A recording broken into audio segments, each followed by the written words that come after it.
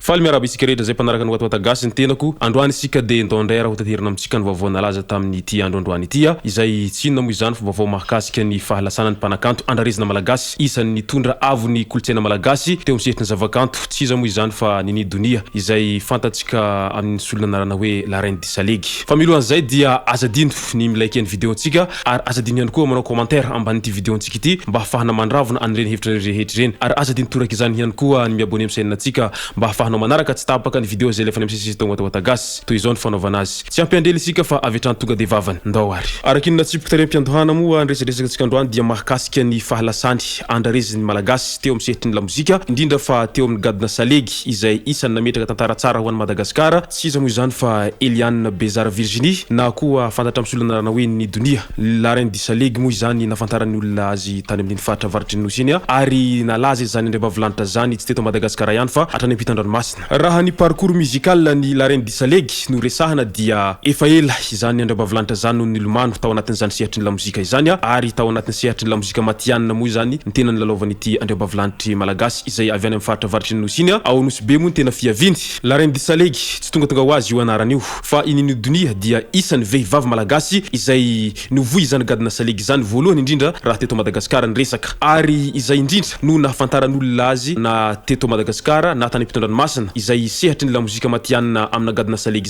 izay mampalaza ny faritra avaritry ny moa gadona salegy izay raha azointsika ny tantaran'ny lamozika teo amin'ny sehatry ny lamozika sy ny fiarah-miasa tamin'ireo mpanakanto dia efa maro dia maro tokoa ny mpanakanto izay niarina azy tamin'izany NINIE DONIA izany ary maro ihany koa ny mpanakanto tato afara izay nivoaka avy tao anatin'ny tarika izany NINIE DONIA izany araka izany ara dia azo lazaina fa namokatra mpanakanto ary namoaka relève ihany koa NINIE DONIA raha teo amin'ny sehatry ny zavakanto raha teto Madagasikara teo amin'ny sehatry ny mozika ihany dia nalaza tokoa ity mpanakanto ity raha tany amin'iny taona fahasivifolo iny zany hoe tany amin'ny 1990 tany hoany no niantombohany izany NINIE DONIA zany niditra teo amin'ny sehatry ny zavakanto matianina raha teto Madagasikara sy tany ampitan-dranomasina ny resaka ary nanamarika hatrany izany laza NINIE DONIA zany dia ny fanaovany spectacle goavambe mandritra ny NINIE DONIA izay natao tany Anosibe tamin'izany fotoana izany ary 5 izy avokoa no manafana an'izany lanonana izany raha ny teo amin'ny fiainany asina resaka dia efa nipetraka tany ampitan-dranomasina izany andriambavilanitra zany efa taona maromaro izay ary isany artiste izay tia manampy ny hafa raha ny toe-piainany amin'ny andavanandro ao anatin'izay toe-piainany izay hany moa dia noho ny fitiavan-tanindrazany sy ny fitiavany malagasy izay no nahatonga an'ity andriambavilanitra ity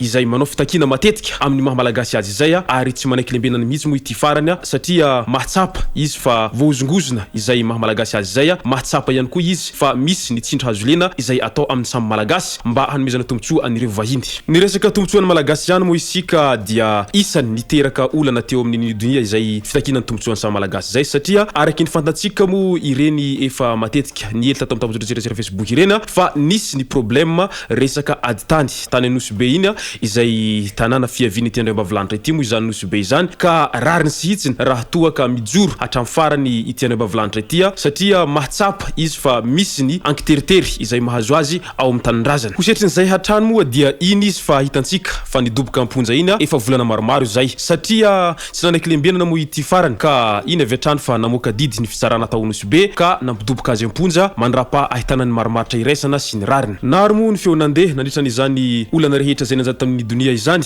misy moa ny milaza fa misy ambadika politika izao raha izao ka rariny raha toa ka tsy mahazo liberté provisoire mihitsy NINIE DONIA amin'ity raha izay mahazo azy ity kosetry ny fangatahana liberté provisoire zay hatrany moa dia iny hitantsika tamin'iny somaroh iny izay nampandohalika any mpanakanto awa izay nanao fangatahana teo mason'olona marobe ary teo anatrehany président de la république Andrindrina Rajoelina izay nangataka moa izy tamin'izany fa aoka ho izy izay fahadisony anabavinay dia ho raisinay zandriny ka mba omeo fahafahany izy na dia asina gardara mandritra n'izany fahafahany izany mba hahatonga azy afaka ho tsabonay aty ivelany fa tsy ao ampigadrana ho izy ty mpanakanto wawa ity tamin'izany fotoana izany na teo aza moa ny fangatahany mpanakanto wawa teo anatrehany olona marobe sy teo anatrehany président de la république zay dia iny fantatsika iny moa ny tony tantara izay tsy nivaly ary tsy nahazo an'izany fangatahana provisoire zany mihitsiny ity andriambavilanitra ity na dia efa nanao niezaka rehetra ara ireo namany sy ireo olona akaiky azy tamin'izany mba hazahony izany fahafahana vonjimaika izany kosetrin'izay hatrany moa de iny fantatsika iny tamin'omaly fa nodimandry andriambavilanitra NINIE DONIA izay efa nananaretina efa somary elaela ihany namparary azy fa noho ny tsy fahampiny izay fitsabony izay ka iny fa nindosiny fahafatesana ny ranabavitsika NINIE DONIA teo amin'ny fahafito amby 10 taona moa ity andrareziny malagasy teo amin'ny sehatry ny lamozika salegy ity no nindosiny zao fahafatesana izao. Ka noho izany ara dia maro ireo feo mandeha ary maro ireo feo miely. Isan'izany ny hoe maty ve sa ny vonona ny donia zay avy ny resaka miely tsaho etseroa. Ka izay tsy fantatsika mazava moa ny antony tena nahafaty azy fa hoandrasantsika eto zany ny valiny ary ny marina moa tsy mba maty. Ka noho izany eto ampiandrasana ny marina sy ny rariny ary ny hitsiny isaka mianakavy amin'izao fotoana izao. Osetrin'izay fahalasana ny donia zay moa dia very olomanga araky izany Madagasikara ary very andrarezina izay isany nampiakatra avony Madagasikara izany tamin'ny sehatry ny zavakanto, indrindra fa teo amin'ny sehatra zavakanto nentim-paharazana amin'ity resaka gadona salegy ity izay tsy hita raha tsy amin'iny faritra avarotry ny nosy iny moa ity gadona salegy ity ary isan'ny reharehan'ny Madagasikara sy ny malagasy raha any ampitan-dranomasina izany salegy izany. Ka noho izany ara dia mirary fiononana feno ho an'ny fianakaviany tompoko vavy izay avy ety amin'ny Nouveaute gasy ary enganeka handrem-piadanana ny maty. Izay zay ara aloha tompoko lasy tompoko vavy amaranako ity vidéo antsika ity ka manasa antsika rehetra mba hanao commentaire ambanin'ity vidéo ity ary manasa antsika hatrany hilakian'ny vidéo antsika. Manasa nareo antanandroa ihany koa Abonneo amin'ny chaîne antsika mba ahafahanareo manaraka tsy tapaka ny vidéo zay rehefa misy tonga Nouveaute gasy. Tompoko lasy tompoko vavy mankasitraka de mirary soa.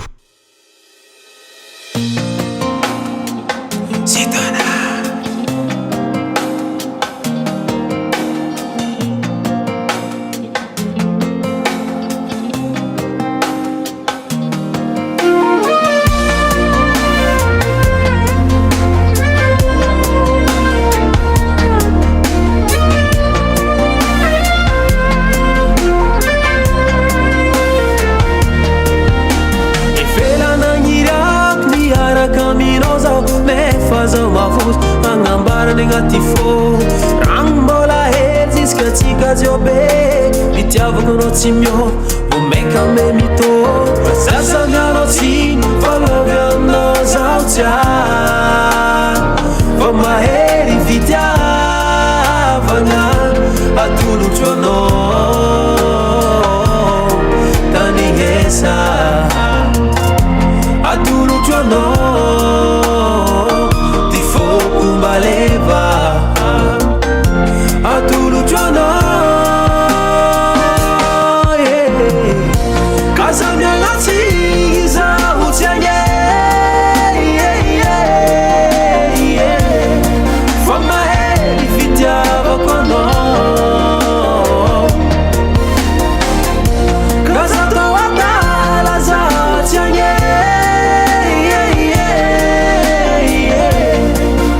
from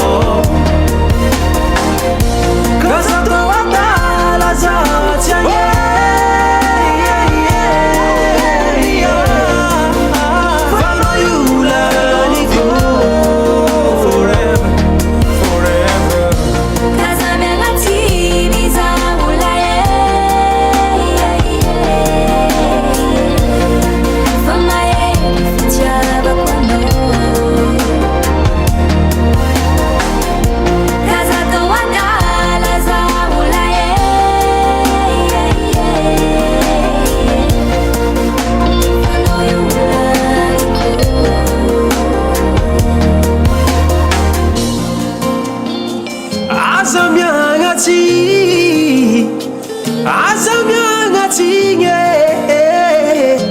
anao tiako